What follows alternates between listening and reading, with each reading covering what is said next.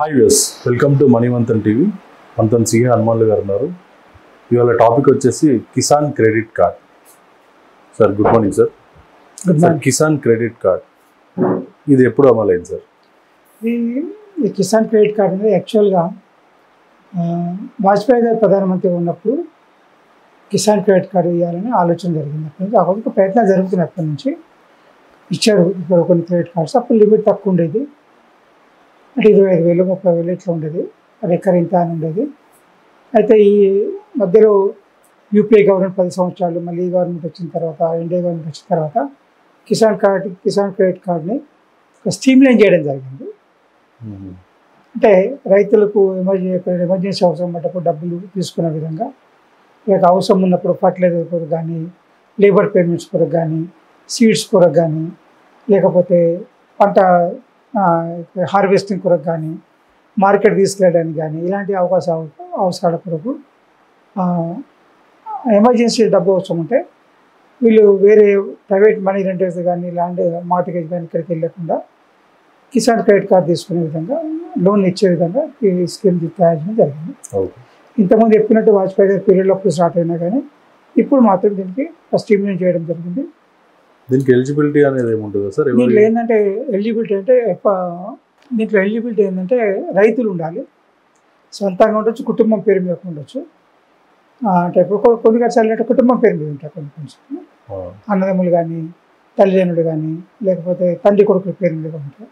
అక్కడ కూడా ఇది పనికొస్తుంది రైతులకు. తర్వాత కౌలుదారులకు కూడా పనికొస్తుంది. కౌలుదారులు కూడా, లేకపోతే కూడా కంబైన్డ్ వ్యవసాయం చేస్తారు, షేర్ క్రాపర్స్ కానీ వాళ్ళకు కూడా పనికొస్తుంది.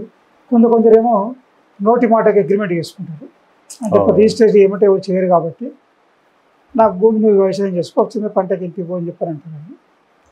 అది కూడా వాళ్ళకు కూడా ఎలిజిబుల్ ఉంది కిసాన్ క్రెడిట్ కార్డ్ ద్వారా. అంటే కంపల్సరీ రిజిస్ట్రేషన్ చేయాలి, agriculture land lease agreement registration చేయాలని అవసరం లేదు.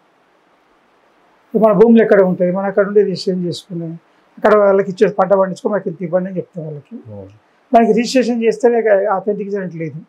వాళ్ళు చెప్పినా కానీ వాళ్ళు వ్యవసాయం చేసుకుంటే వాళ్ళు వ్యవసాయం చేస్తుంటే ప్రూఫ్ చేసుకుంటే వాళ్ళకి కూడా loan Kisan credit card eligible ఉంటుంది.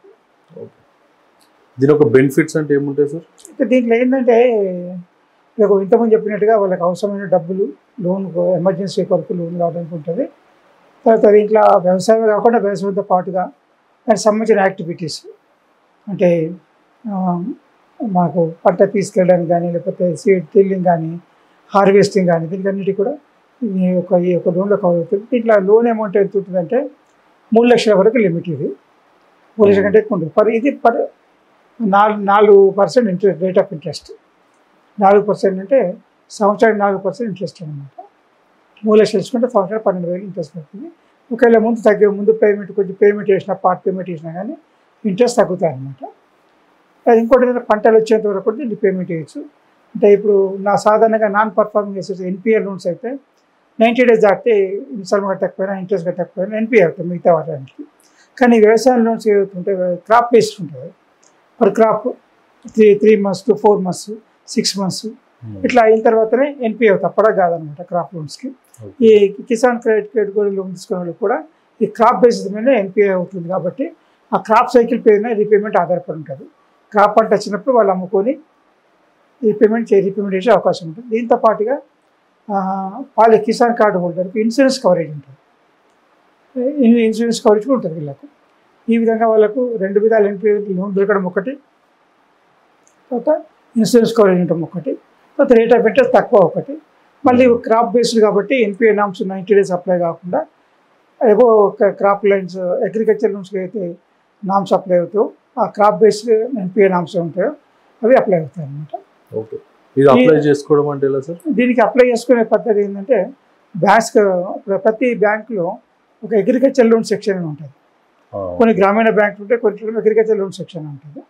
అగ్రికల్చర్ ఆ ఊర్లో ఒక బ్రాంచ్ కానీ, పట్టణంలో ఒక ఏరియా కానీ ఒక బ్రాంచ్కి ఇస్తాడు అగ్రికల్చర్ లోన్స్ ఇవ్వడానికి. ఆ బ్రాంచ్లో అప్లై చేసుకోవచ్చు.